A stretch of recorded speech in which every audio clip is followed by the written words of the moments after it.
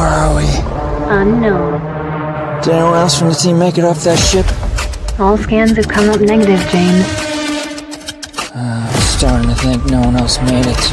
At least this sector will now be clear of the Offworlders' rule. Yeah, but this sector will be crawling with marooned Offworlders for years.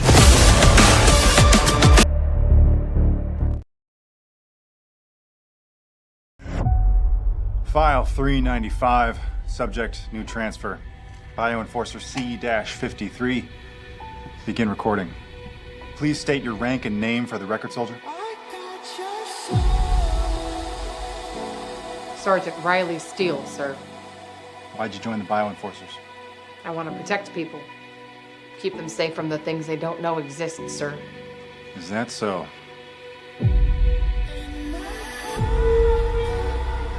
And I assume you understand the risks involved with this position?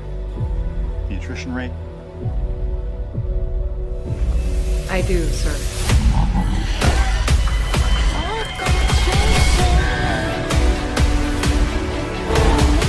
Where'd you go? I got nothing, man. Just us.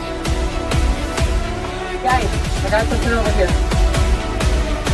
Is that a door? You can do this. I know you. End of the line down here, man! End of the fucking line! Riley, look out! What?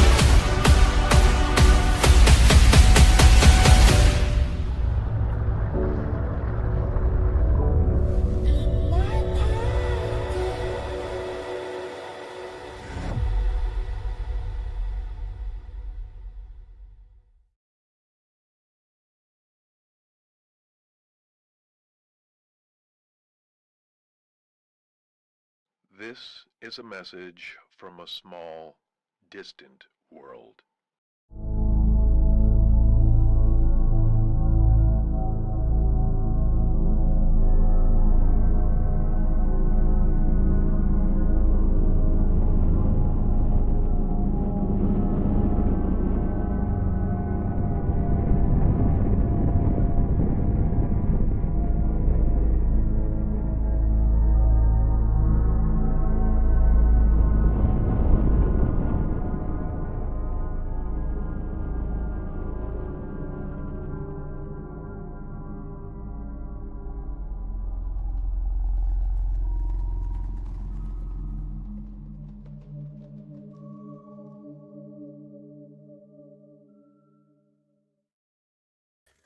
Welcome everyone out there in internet land. My name is Troy Benier, and this is the Miami International Science Fiction Film Festival.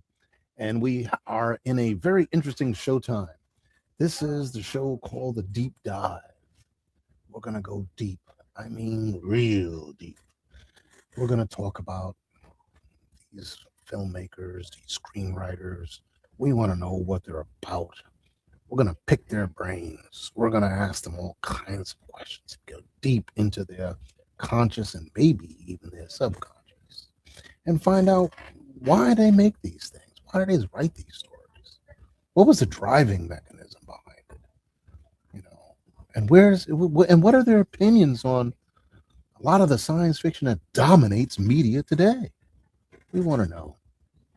So today we have with us a couple of guests coming from various parts of the planet. It's a beautiful planet, you know. Make sure you visit 2 or 3 more of the continents. It's worth it. But today we're going to be with Miguel del Campo, writer, as well as his cohort, Fatima Al-Shami. Ruined her last name. Al-Shamsi. Al-Shamsi. Man, that's a sweet name. So let's welcome on board, give them a nice fan of applause, and bring them on board here. Hello, hello. How are you? How's it going? Hi, Troy. Good to see you all. Great to meet you. Thanks so much for joining us today. So, we got some time here to talk about you, Miguel. You wrote a screenplay that you sent in to us called Cartoon Man. Is that right? Yeah, our screenplay. Mine What? and Fatima. Mine and Fatima. Cartoon Man. Yes. Yes, you and Fatima, Cartoon Man, which, folks, just to give you a little brief synopsis, after a tragic prank, a reclusive teenager is mysteriously resurrected by his childhood cartoons, returning as a grotesque, half-human, half-animated monster fueled by vengeance. As his former bullies die in disturbingly cartoonish ways, his estranged brother must confront the guilt of doing nothing and face the violent consequences of nostalgia turned sour. Ooh.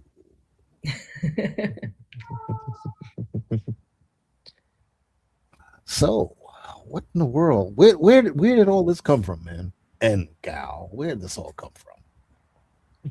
Well, I don't know if Miguel wants to.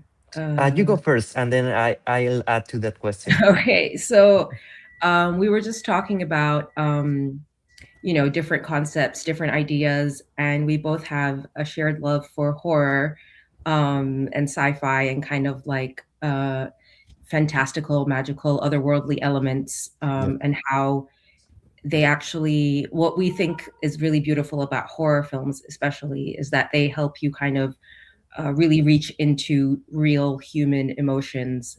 Fear is, it is said that fear is kind of what leads to, violence, anger, those kind of like reactions. And so those are very visceral, very raw emotions. And I think that's why horror, even if someone realizes or not, that's why we kind of gravitate towards it, or that's why people seem to be fascinated, because there's a deeper psychological connection to those visceral emotions that sometimes are not in our control. And we like to think that we can control how we feel, whereas fear brings out these, unexpected. Sometimes you hear people talk about like, I was so afraid, but I ended up doing this or I ended up doing that. And also I think, unfortunately, fear can also bring out the not so great in humanity, when you're afraid of what you don't know and causes people to react in certain ways.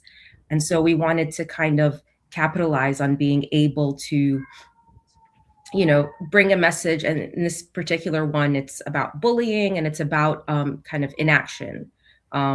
Sometimes we think that not getting involved is harmless, whereas in the bigger picture, we're trying to kind of discuss whether if something bad is happening and you don't get involved, where do you stand, rather than if you protect someone, even if you're not the bully, standing by, being like the innocent bystander, can that harm people as well? And so that's kind of like something that's more of our philosophical question that kind of underlines the story. But I also, on the flip end, we love 90s slasher films like Scream and I Know What You Did Last Summer, and we love cartoons. And so we kind of a Venn diagram of this larger philosophical question plus cartoons plus slasher, and we came up with Cartoon Man. And I think it's It sounds a little bit all over the place, but we say No, it doesn't. And Fatima, might I add,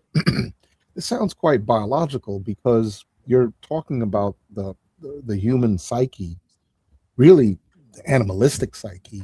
yeah. It's not just humans that behave like this Hmm. on this planet, and there are that's part of the early formation of the brain that is also driven by our first brain, so Yeah. stomach, and or guts, whatever it is down there, Mhm. right? Where we get this gut feeling. Yeah, exactly. Right? So I think you definitely can take it down the path of a biochemical, or there's certain things that the body is doing, certain types and certain chemicals that are being released that are driving these feelings and the need to act, or for some not act, right? Either fight or flee. It's fight or flee scenario. So wow, that's a very that's it's pretty complicated. So you could say it's going everywhere. I don't think it's going everywhere. It's just getting the many facets of Yeah. driver into these subconscious, like we were talking earlier, the subconscious drivers that make people do things that they would be considered out of character. Yeah. And I think I don't know if Miguel, you want to talk about this as well. The other component is the brotherly love. So the two kind of main Yeah. characters, both protagonist and antagonist, and in both, like, both of them can be considered protagonist and antagonist at the same time. Are these two brothers? And Yeah, well, we wanted to have an opposite of the villain of the story, Cartoon Man, basically, and we came up with this idea of the brother, like who better to be like the opposite than the person who failed to protect him. Mhm. Like Fatima already said, this is one of the things that we talk about is bullying, and so basically one of the people closest to him unable to protect him and basically use like this bullying circle of friends between quotes in order to elevate his status, something that unfortunately happens in still in society. Right. We thought this would be um how could I describe it, um a huge obstacle for the for both of them, as Yeah. Fatima said, both the protagonist and the antagonist. And we thought Mhm. it was fascinating to play like not only that for also like a brother tale, Mhm. which I believe most of us have brothers, so we kind of um, thought about them. Well, not in a bad way, of course. My brother and my sister are great, but like, what would happen if what was the other way? Right. Right.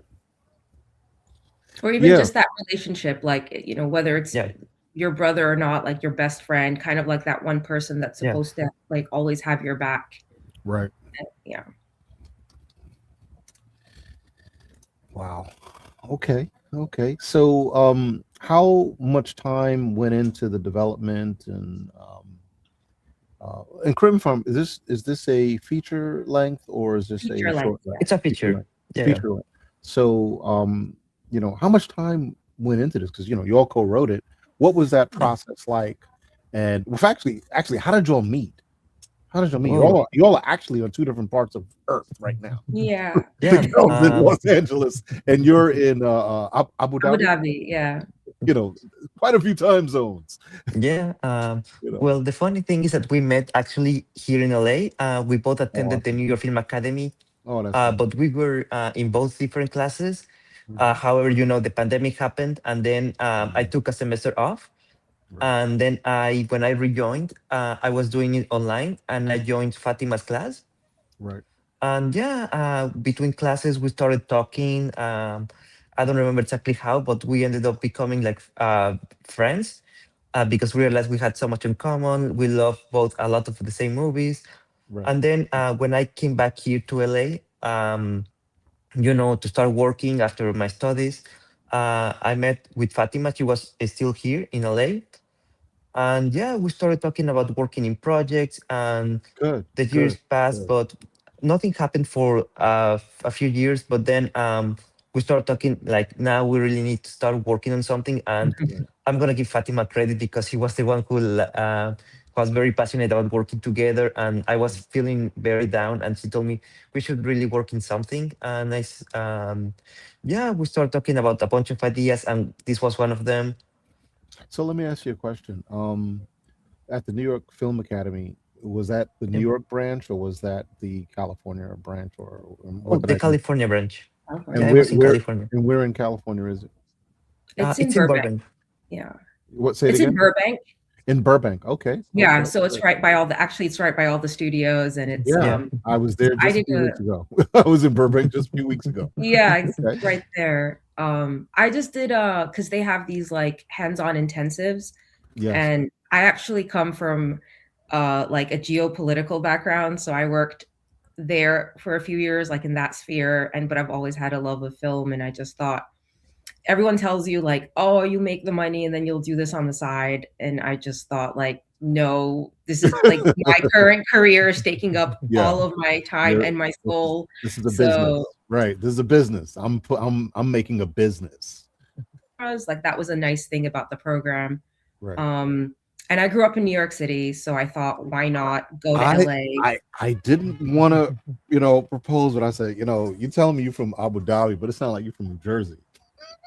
I was saying you're from Jersey, but you're actually from New York. Okay, what part of New York? What part of New York are you from? Oh no, I lost you guys for a second. Sorry. It's okay. It's okay. No, I said, what part of New York are you from? Manhattan. Oh. Like right there. Yeah. Yeah. Pardon me. It's not the cool. I can't be like, oh, I'm from Yeah. Brooklyn. No. Well, no. I am from Midtown. Like it's not even. It's not even. I got myself south eventually, but very posh. Very posh. My family are diplomats, so we worked with the UN and all of that. Oh, so. that's great. That's awesome. That's awesome. It was a really cool when you said experience growing geopolitical, I was like, is she like a propagandist? Or, what did she say? No, like geopolitical. Yeah, like absolutely. Regional politics. No, you're the diplomatic passport. Yeah, I'm basically. very familiar with it. Very familiar. That's fantastic, and it puts you in. Just so you know, if you probably already know this, but with that kind of background, it's going to put you in different spheres. It's going to put you in different locations, latitudes and longitudes. And when someone says, oh, I'm over here doing this, it's easy for you to be there for whatever other purpose. But at the same time, you can say, I'm going to stay a few extra days because I'm doing some research on the city for my next production, or I'm actually here to shoot a few scenes for the X production. So it's a very good thing. Very, very good thing. I did this with my film called The Temple of Joy. And The Temple of Joy, when Eric and I were on our 3-year film festival tour with Journey to Planet X, we decided to carry our equipment with us to stay 2-3 extra days in Spain, in Sedona, in Little Rock, and we basically shot additional scenes of the movie. The movie was shot in like 4 or 5 different parts of the world. That's awesome. That's really cool. Yeah. That it reminds me a little bit of, a very different situation, but the film The Fall, which is like one of my all-time favorite. Just visually, I love that film. But the idea that he went around and he shot all over the world just to get the perfect like images because he didn't want to use VFX. I thought that was like such a cool. Yeah. If you have that ability, leverage it. Nothing's better than 10K sun and location. There's very little better. That's very true. Regardless of the visual effects. Yeah. Yep. But I've Miguel had done prior to this. He's generally works in the horror genre, and he's written that, and I'd never written something in that field. So this kind of what brought this about was I wanted to motivate myself to, can I do that? I watched so much, I watched so much horror and so much like horror adjacent stuff that Sure. And so we actually wrote it over Zoom, kind of. Like he Oh was in Mexico, I was in Abu wow. Dhabi, Yeah. or I was traveling even when I'd be like in Spain or like I had my mom Yeah. works in Switzerland, and we would kind of like, okay, I got a few pages, send it over. I'd read over the pages, do some edits if I needed to, put in some whatever, send it back to him with like 5 more pages, and then we kind of went back until we got 100 pages. You know what I mean? We did That's the, awesome. That's and awesome. then we kind of loosely were like, okay, structure wise, what do we want to do here? What do we want to do here to make Act 2 stronger? How about we do this to make Act 3 stronger? Because my thing is always just write. Even if it's terrible, it's always easier to come and edit. Sure. A Sure. blank page is never friendly. Oh, that's neat Yeah. that you use Zoom. So how long were those Zoom sessions? It's good that you're breaking this down, because people who have never tried it, or haven't had an idea, or they don't have, they never thought about someone to help them or to write with them, not Yeah. to help, Yeah. but to write with them.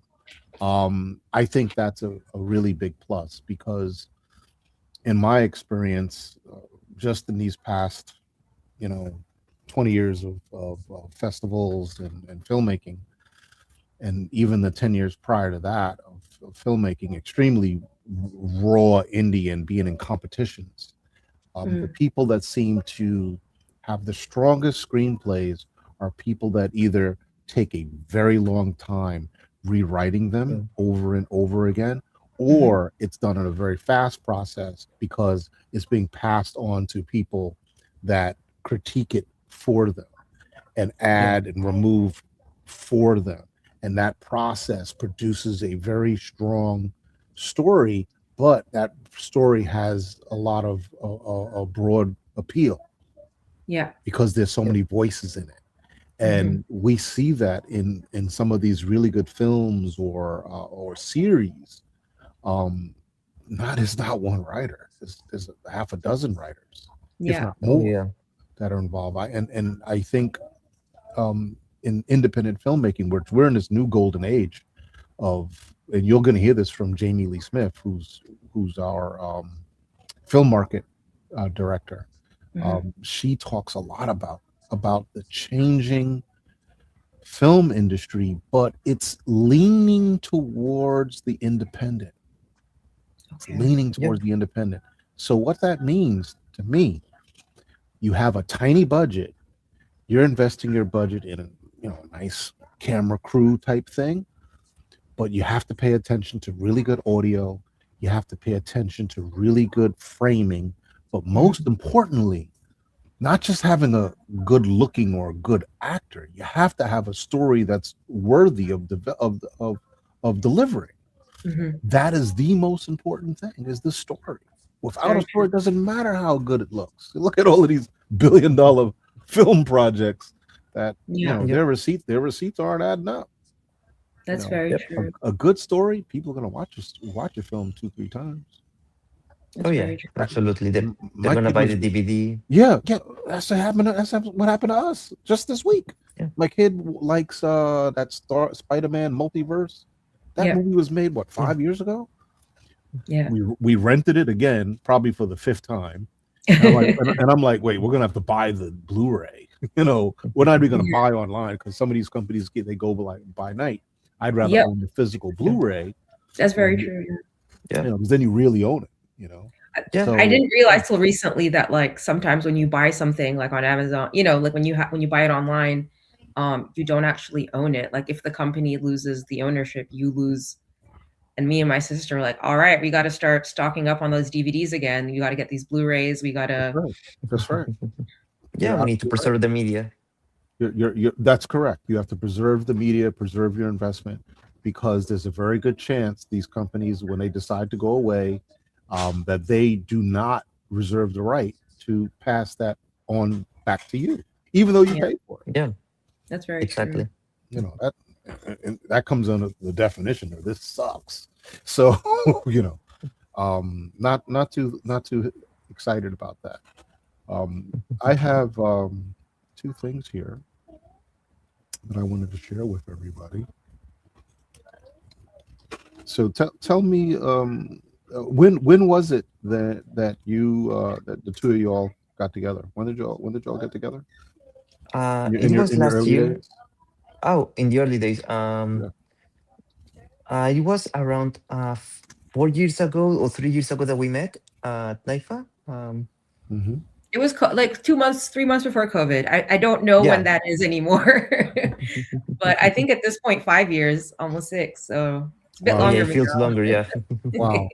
So if I share this here, folks, for everybody to see, this is the when Yeah, that's our cover. when people say, "Well, I don't have a poster or anything," I said, "Just send me a picture of the cover." Yeah. Cover of the book. So this is the very beginning, of it, and you can see this individual is as Palpatine would say, "I have been this and this figured." Then he's got an axe that you would throw at one of these events, and he's got a half a stick of dynamite. Yeah, that's a tough situation there. In addition, the one that I really want to show is this one here. Where's Fatima? Oh, she disconnected. Sorry, I'm right here. Oh, there she is. Happened. It just shut. Yes. And then Don't worry. look at this. Look at this. Yeah. Where was this this? this This was was in taken Los at Angeles, actually. This was Yeah. Miguel had a short film that was showing at a festival in Yeah. North Hollywood. So I was there to support, and I had some other work to do, which is like we said, you get somewhere, you get to do a few things, and so That's right. yeah. Right. So that's actually Yeah. really sweet. Aw, look how Aw. young Yeah. we are. So Yeah, go ahead, Miguel. Oh no, I was just gonna say that this was on First Glance Film Festival, I think. Oh And yeah, yeah, I know them. Yeah. yeah, very good festival. And yeah, Fatima went there to support me. I had a short film there. Um, It was good times. that's how I kind of got to actually that was how because I helped with post-production, like the film festival Yeah. kind of run for Miguel's short. Right. And so I realized that we had a good working like relationship. It was easy to be like, all right, I'm going to do this, check in with you during this time. And despite having like an 11-hour time difference, Right. we were pretty good. Like, okay, I'm going to bed, so I'm going to do this in the morning. And by the time you wake up, you'll see what I've done. And then he did the same. And that's kind of how we wrote the script, and it got done in almost 6 months. Yeah. Yeah. Because we were like each other's editors. It was just like, all right, wake up, right? Send it back. He'd send it back. We'd send it back. But that's Yeah, that's how it's done. That's how it's done. That's very good. Yeah, it was Very a big good. process of writing, then rewriting. It was how would I describe it? It was very intense, but also very rewarding because I think that we both like kind of feedback to each other, and yeah, I think that we managed to put all of our strengths in the screenplay. And also motivates you because you kind of want like you want to do the best for yourself, but your friend is like, and also your friend, you don't want to like write something embarrassing, it's kind of like, no, I'm really good. We're both really good. You want to maintain that level. I think it's like not a competition, but like a friendly kind of, you keep each other on their toes, kind of like having a gym buddy, I guess. People talk about that. Yeah. So that's awesome. That's awesome. No, Yeah, exactly. you're playing off each other's strengths and weaknesses, and you raising the tide for each other. Yeah. And That's like good. Miguel's very good with plot, just like the intricacies. I'm more like the details. I'm more like overarching, and then I have more I like dialogue a lot. So sometimes, I'll be like, can you tell me what's happening here? And then I'll fill in the talking, and it's kind of like Sure.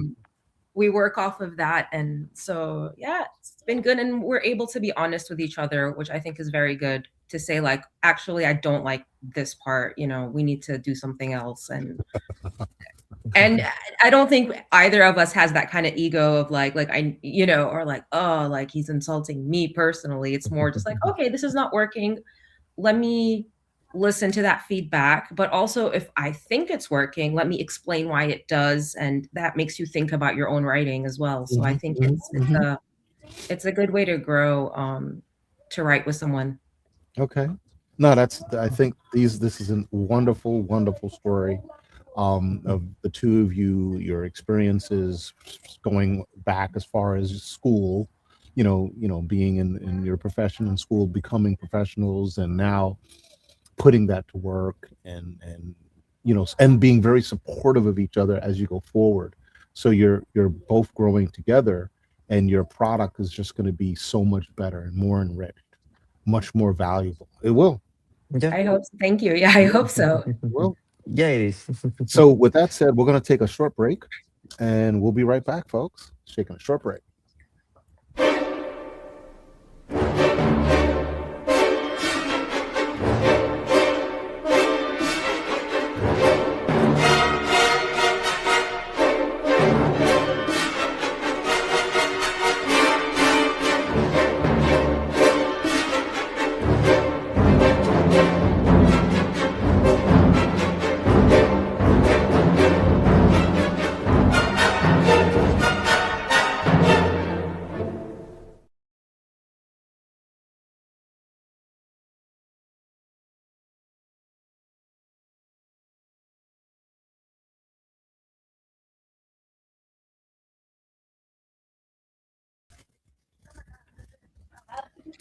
All right, welcome back. Welcome back. Welcome back.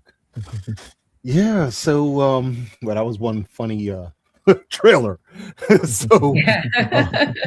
that's actually the trailer called "Stop Watching Me," and Mhm.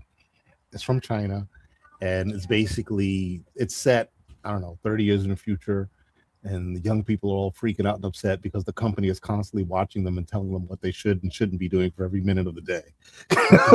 It's really funny, very very interesting. It's Yeah.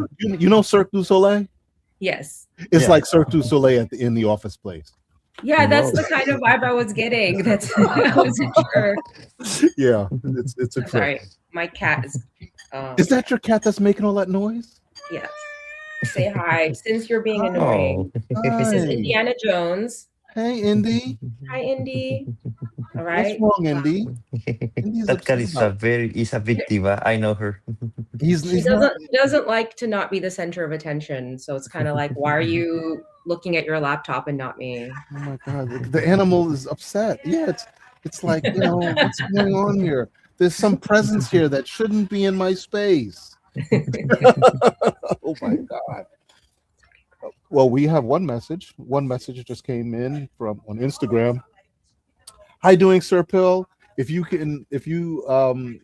you're still here, Sir Pill. Tell us how it's going in Turkey. We accept your greetings from Turkey, and tell us what's happening with you. We'd like to hear from you.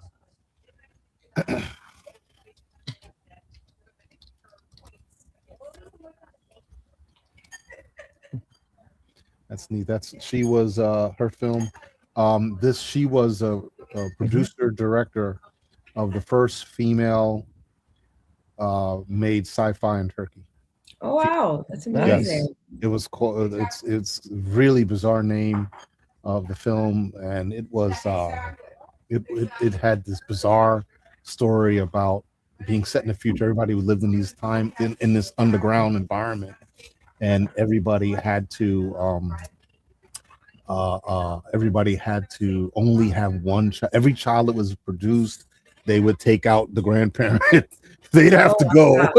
Yeah, Oh, and it's a very Wow. unusual thing. And the children actually ran society. The children actually ran Mm. society. It's kind of That sounds I found interesting. those kind of stories really fascinating. You know, the yeah. ones where they Yeah. set up like the rigid, like, whether it's George Orwell or like, Brave New World or even, you have this like, this is what society's like. And then you see how, people fall apart or don't Yeah, or come together. I find it very yeah, Yeah. interesting. yeah. Yeah, it kind of remind me to That's right. Lord of the Flies, That's, something like that. what'd you say, Miguel? It kind of remind me to Lord of the Flies. Oh, Lord of the Flies. Yeah. Yeah, yes, yes, yes. And I think, and they let's see, Serpil's film. You could watch it. Turkey. Turkey sci-fi. It's called Once Upon a Time in the Future 2121. Oh, And Oh, that's easy to remember. 2121. yeah, it's I want to say it's on Netflix. it's Oh, awesome. great. I'll definitely check it out. Yeah. Yeah, absolutely. Yeah, they were top film at the festival, and some of our top films get picked up by people like Netflix. Amazing. Hopefully us in a year. Yeah, hopefully. Yeah, well, the secret sauce is production quality. Yeah. Yep. And production quality translates to all the things that I mentioned, plus plus another level of production quality. And those y'all been to film school, you're gonna know they would have taught you some of those high levels of production quality, which are achieved by certain types of audio, certain types of post processing, certain types of cinematography, the QA/QC that's involved in them, and the structure of your deliverables, the structure of the program itself. And if you achieve that stuff, which mostly is learned in film school, because you not necessarily can learn it yourself. Anybody can learn to make film and put it on, Yeah. Tubi or some of these other places that are dying. Right. Yeah. But to achieve a production level status where your film can be sold for a few $1,000,000, that's a different story. Where you invested, say, 300,000, right? You invested 300,000, and it's actually going to be able to make a couple $1,000,000. Yeah. That's what we're talking about. That is what is fully possible by any independent filmmaker if they have the resources and the know-how to do it. I think we're in a golden age of this kind of opportunity. I hope so. Yeah. Yes, I'm 100% on that. I've been looking at this for a long time, and my crew says the same thing. So let's keep going. What else? What else now? What else? So tell me about what your thoughts are on science fiction. What have you watched in these past few years between now and everybody was sitting around watching something during COVID years. What are some of the shows that really reflect on you, that help guide you, the things that you like as far as in the context of science fiction? Only sci-fi, I would say one of the latest films. It's not something that was released a few months ago, but I would say Dune Part 1 and Part 2. For me, that I love those films. I love Denis Villeneuve. He's one of my favorite filmmakers. The way that he directs, the way that he writes. Sure. Also, Avatar, the last one. I thought it was a great film. Okay. I don't think that a lot of, like you said, like a lot of productions don't have that level of quality like James Cameron can do, which is unfortunate because on the 2000 we had like a golden era of visual effects, and these days now not all of films look like that. Even like big budget films, like visual effects are more like Such as sprinkles on a. such as. Oh, I don't want to say names. I don't want to burn bridges yet. But it's okay here. No one's getting prosecuted for stating their opinions. This is open forum. Which films? What films have horrible visual effects? I I'm need trying to to know think. what not to watch. I'm trying to think. A lot of streaming films, actually, a lot of streaming films that are made exclusively for those platforms don't have the best visual effects. You get it. You're getting it. Remember what I said Yeah. with the threshold, production quality. So Yep. if I'm watching a movie on this, right, on this, it doesn't have to be good. Yeah, exactly. Because you're not going to see the level of detail that you would see or miss if you're watching it on a big screen, right? Yeah, Yeah. I So- agree. So when I come across folks who criticize Star Wars or some, big budget films, I say, how'd you watch the film? It wasn't in the theater for the past 20 years. How'd you see it? Yeah. Yeah, So I you're agree. commenting based on something you stole, or you know, nah, man, that don't count. And then get Yeah, mad, if they don't, because they don't like what else is coming out. Well, if you're not paying to watch movies, nobody knows you're watching. So I don't know what to say. It's kind of tough. Things are made yeah, for people who are going to view it, and if you're not counted to watching the content, you can't complain about the content. You're not paying yeah, Yeah. for it. I agree. It's being made for who's paying for it. It's Yeah. always And that way. I can't understand the point of watching a film on a phone. I still haven't Oh, it's gotten there. horrible. Well, Um, well, I mean, no, I understand, like, if that's what you have access to, that's what you have access to. I think and I think it's great from one perspective, like you can get it to as many people. Some people maybe can't afford to be going, in terms of like globally, you don't know the situation. Not everyone's able to get into a movie theater, but like a little piece of my idealistic self says, it's a movie. It's made to like immerse you. It's a big screen. You're supposed to get lost in it. You're not supposed to get notifications as you're watching. And right. so I think that's something I never think like this is the right way or this is the wrong way. It's one of those things that like I struggle with. Me personally, I would watch as big a screen as I can get to whenever Yeah. it's possible. Like Yeah, I have a little projector at home instead of a TV because I just You want that film bigger. style. You want that Yeah, style. Yes, that viewing that's style. and I love that, and I get a lot of that, because then I have to like be very mindful too. Like there's not just a TV going on in the background. It's like I'm going to sit down, I'm going to watch this film, I'm going to like focus, um, and so yeah, I think that's a tough one because for some people Yeah, that's content, and people, yeah, that's just yeah, how it is. and I've got a kid at home, so everything shuts off way before 10 o'clock. So when lights are out and you can't make noise because everybody's got to be sleeping, your best friend is a large iPhone, Yeah, and you're yeah, watching your show. yeah. So of course it's like this close to you, so you can get that full screen experience. But I definitely get it. And the nice thing is, of course, I could stop and rewind and watch it 2, 3 more times. What they say, what Yeah, was that? Because when there's science fiction content, that's in something like Star Trek, Starfleet Academy, you have a lot going on in the background. yeah. A lot. There's a lot Hmm. of context. There's a lot being forward at you over that short period of time. And sometimes you don't get it, and you may not get it for a long time. That's your cat again talking? That's Really amazing. sorry.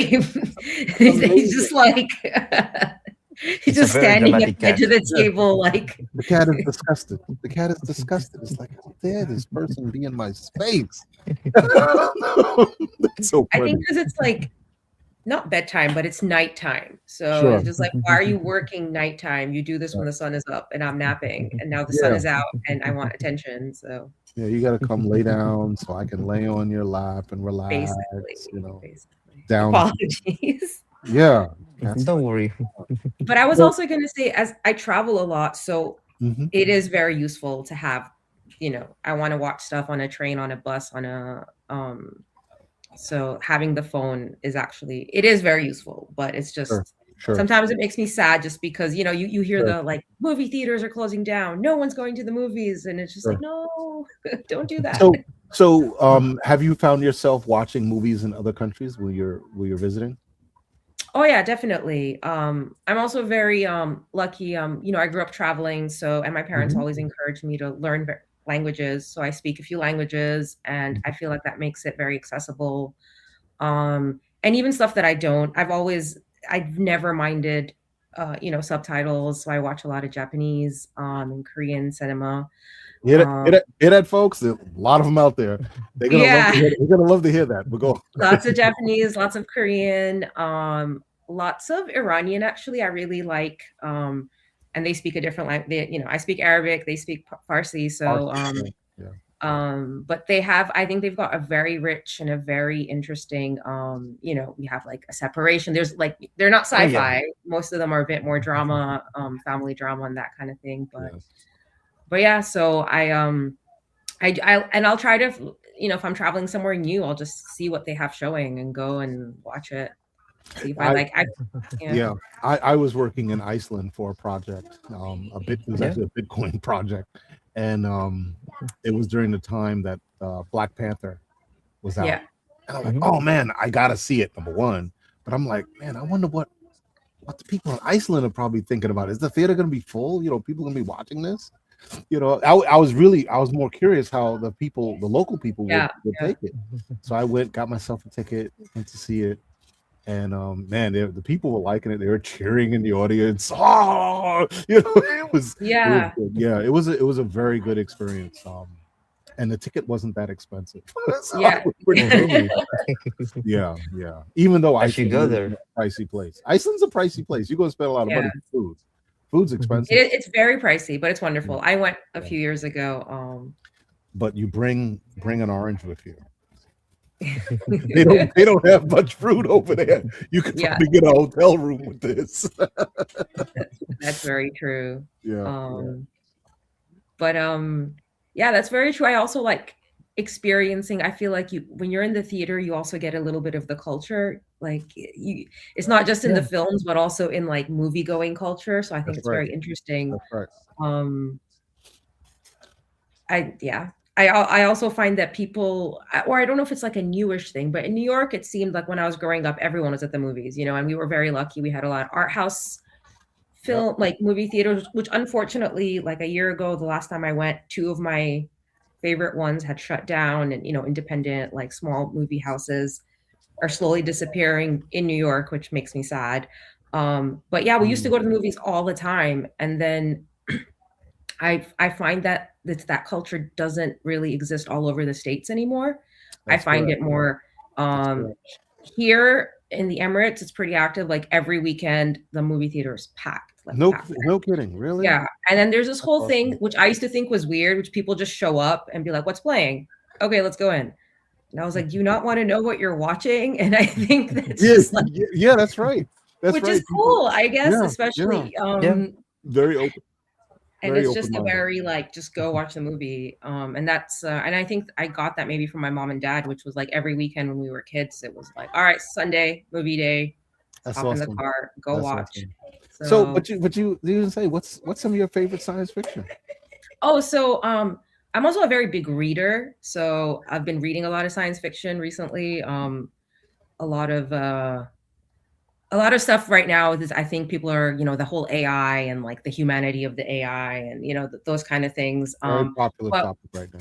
Yeah. And I don't know, maybe other people have spoken, like maybe I'm just in the wrong rooms, but what I think has been really done really, really well and maybe not talked about that much is Foundation.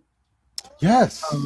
That's like I think that show's really well done. I think Lee Pace is a great actor in general. Yes. But I think all the different elements, all the different elements in that show and all the different kind of like storylines. And I think the production on that is gorgeous. Yes. I think that's really, and I know, yeah. Go ahead. Yeah. I think it's great. And I was just going to say, I know the purists are like, it's not exactly like the book. And it's like, it's all right, guys, calm down. Like it's fine, totally fine. They're not going to watch the movies. They're going to complain about every other thing. I don't understand why they're always complaining. Yeah, I'm the same. It's just like, just enjoy it. There's a huge difference between making the film and the book. There's basically absolutely. It's absolutely impossible to make something like the book. Yeah, no, that's the thing. The book is so vast in a lot of its different things. You couldn't do like that would be crazy. Yeah, it would take a TARDIS. You need a TARDIS on set. So it's not possible. That's why I don't really pay much attention to a lot of that criticism that's out there, because it's not that it's unwarranted, but it's illogical.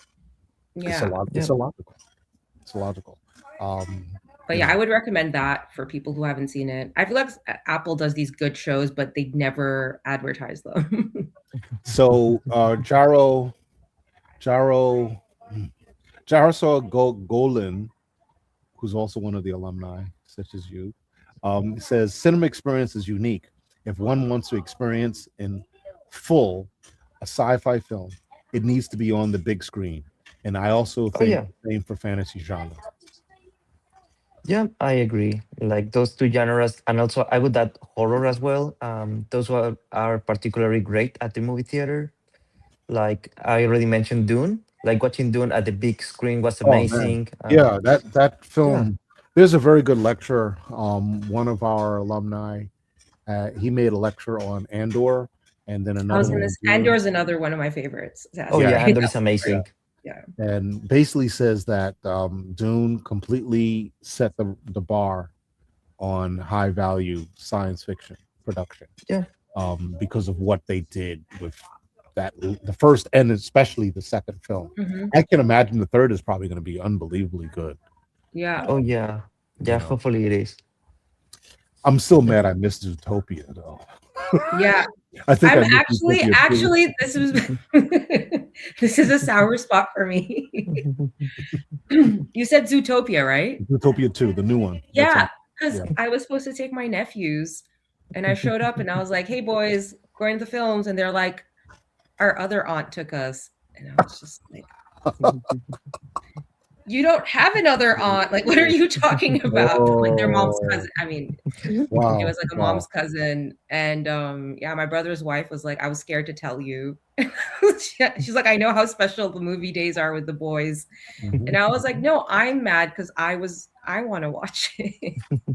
Wow. Yeah, that's right. That's right. It's like when the Christmas holiday comes, you want to open up the toys too because you want to play with the toys. Yeah. You when the Xbox or whatever comes in, you want to play with a game.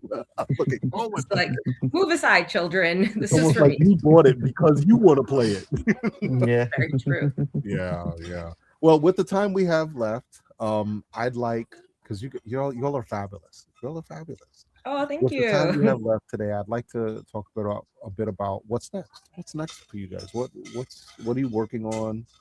You don't have to give us all the juicy stuff, but do you have anything else that you're working on right now? What's coming Um. the next time? Well. In my case, sorry for answering first. No, go ahead. I was gonna say Um. Miguel's got another He's such a screenplay. gentleman. He has another screenplay making the rounds and doing really well. Also Yeah. horror, La Parca. So yeah. Yeah. Actually, I sent La Parca, and it was selected at Miami Sci-Fi. I think it was last year. Yes. That I'm trying to find producer for that. I'm also working on a new project. This one is very different. It's not horror. This one is like an animated princess film, which is curious because I never thought I was gonna write like a princess screenplay. It's like Right. a Disney musical as well. I'm about to finish writing that project. It's very I'm good. I've also read it. Thank you. I was also hired to write a pilot for a limited series show, which we're now looking for actors in order to pitch the project. Wow.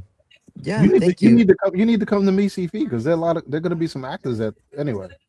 Yeah, good luck to. Okay.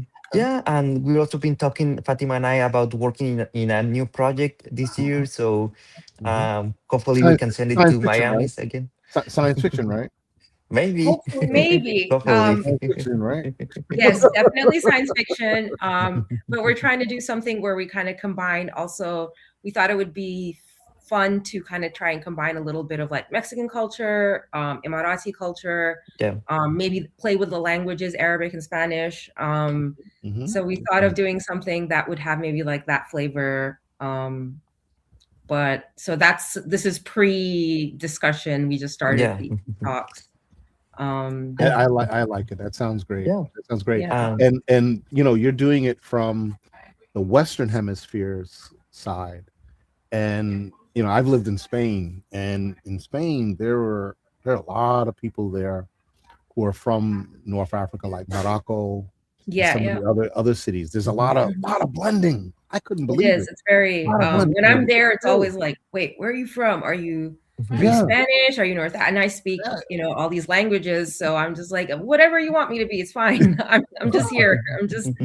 Yeah. So I could see that. I could see that. Yeah. And Spain is going through a massive. It hasn't stopped for the past 10 years. We get so many films, really good science fiction films from Spain. Yeah. This year tops them all because now Really? we're getting features from Spain that are absolutely out of this world. One is La Cosa en la Niebla, and the other one is Quantica. It's called Quantica Rave, like Quantum Rave. Really good science fiction. We got another one called Personhood, which is in the virtual. I highly recommend watching this. This is about a I'm gonna get the trailer. I'm gonna play the trailer. I'm gonna play the trailer personally. I'm writing these down. Yeah, I'm gonna play this trailer for you. Let's see here. Give me 30 seconds. Yeah, absolutely. Make sure he has a trailer. It's by a guy named Richard Jordan, and it's in a near future world. A lonely, physically challenged man purchases a companion robot to escape his isolation, but his own insecurities and a jealous brother threaten his chances of ever finding love. Oh, wow. Okay. This film is out freaking. The acting, it is out of this world. It's nominated for so many different things. I'm gonna share it right now. Check it out right here. My computer's constantly asking me all these questions. I don't want to. I think it's got AI stuck in it. Ready? Yep, ready. Share screen. Bring up the screen. Share audio. Here we go. This is Personhood. Is a feature film.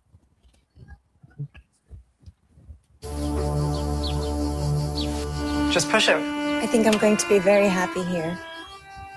Yes? Absolutely. Oh. Thank you. I don't believe it. You finally got yourself a girlfriend. I'm not sure this is going to work. How do you mean? Well, you and me, maybe you should go back. Can we do that? Stop. Were you having sexual intercourse with your companion when the fault occurred? No, of course not. She's only just arrived. No, you fucking idiot! She's a fucking robot. She's not a robot. She's an artificial person. What do you want, Waylon? I want you to have your own goals. I can do that. Why didn't you stop them? I'm not able to hurt humans. But you could have. Hello, mate. Don't let my brother know about you. Make him think that you're human. You all right? Yes.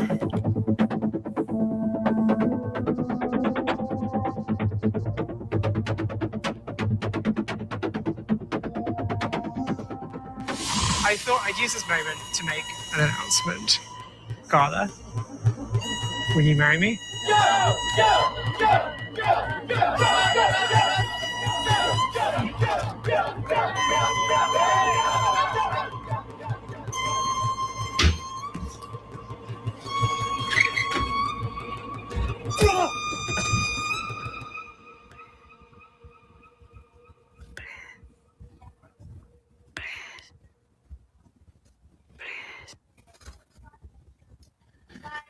It's exactly what you're talking about.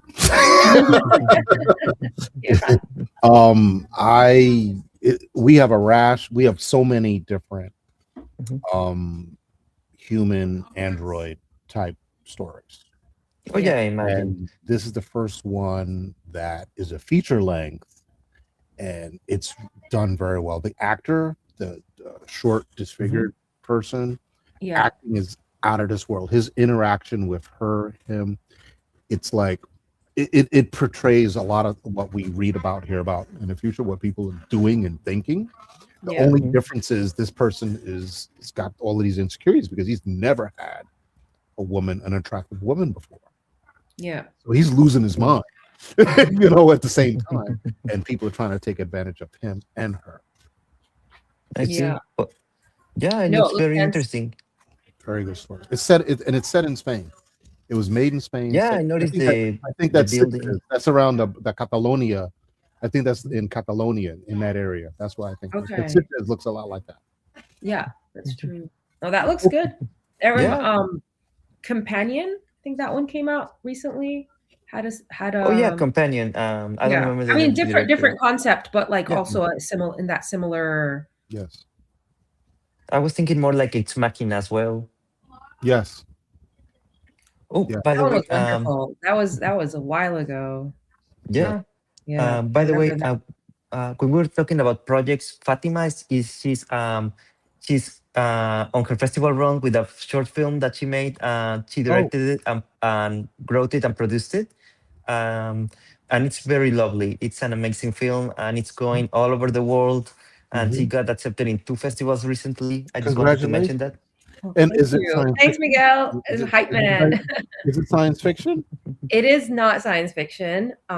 It was, but it's sweet. I wrote it for my niece, so it's a father-daughter relationship. It's a short, and it's been yeah. We've gone to Tokyo with it. We've been to LA. We've been in Sharjah here in the Emirates. A lot of children and youth film festivals, which for me was a new experience, and it was really beautiful to interact with kids, kind of, watch them, because they'll be very honest. Like if they don't like your movie, they don't like your film. If they do. So I was very lucky to be part of festivals where we actually got students come in. So like in Tokyo, there's this Kineko. It's been going on for 30 years, and they just bring all the different children in that region, in that neighborhood, I guess, and they have them as judges. So you have like these 4-year-old judges, and then you have like the 8-year-olds and the 12. You have all the different categories. That's perfect. And so it's been really beautiful. And yesterday I had a mini screening at this little art house place that we have here in Abu Dhabi, and it was just really lovely to talk to people about it. And yeah, as Miguel said, I ended up writing, directing, and producing it. So it's kind of like a baby, like my little baby. But the one comment that I've always gotten, sorry, was that it's like high production. So it feels very professional, very well done. And because we invested in like sound and the cinematography, exactly what you said. And I think that really helped it kind of move as much as it has. So definitely, I think that's something for any filmmaker to really focus on. Yes. Well, that's awesome. Yeah. That's awesome. Well, we have definitely used the full allotment of the block. Thank you for having us. I hope it was a really awesome time. I completely enjoyed this. I need to fly over to Abu Dhabi myself one day. I've been to Dubai. Please. You're very welcome. We are well known for our hospitality, so I will take care of you. We've got friends here. What's the national dish? What's a popular food or popular street food that one you gotta get when you go there? Oh, this is really difficult. Oh no. So you definitely if it's street food, you're gonna get chai karak, which is like a spiced tea. It's like a milk tea and it's spiced, and that's kind of what you're doing. And then you have like these you get a shawarma sandwich. That's a little bit typical, but we have something that very good. Which is almost like a flat pancake. You'll get that, and I mean, the food scene out here is amazing, and not just for Arabic food. We got everything. So. And what's the main airline that flies to Abu Dhabi? So to Abu Dhabi, it's Etihad, and then to Dubai, it's Emirates. Yeah. Really? Yeah, I've seen Etihad. So Etihad flies here. That's the #1 airline. Yeah, it's really good, and they're always like fighting with Emirates Airlines because that's in Dubai. But honestly, it's an hour drive, so like wherever it's not that serious. So that's amazing. So as it has been described, the service on Etihad is between a luxury and opulence. Yeah. the level of service. It's either luxurious to opulence. It's definitely we have a lot of opulence here, but it's weird because I always I mean, you got to kind of defend it, but like that's good. It's not as tacky as people would think it is. Because normally I come from a bit more of like my family's very like down, we down to earth, and sometimes I go, oh my God, is it necessary? But then I go, you know what? Like, let it be grand, let it be golden, let it be it. Yeah. Well, that's awesome. All right. Well, that's it. And thank you so much. Thank you very much for having us. Thank you for And having I us, really Troy. hope to Miguel, be it's able to very come nice. to Miami next time and Yeah, you would like actually it. You, attend. you, you Yeah. definitely would fit in. You'd enjoy it. It's a lot of fun here. Yeah, we promise And we'll keep sending projects to you. we look forward to it. Look forward to reading them. All right, now Thank you, Thank you. Troy. we're Thank you gonna very much. Yes, we're signing out with a video from All India Radio. Absolutely. Thank you so much. All right, bye for now.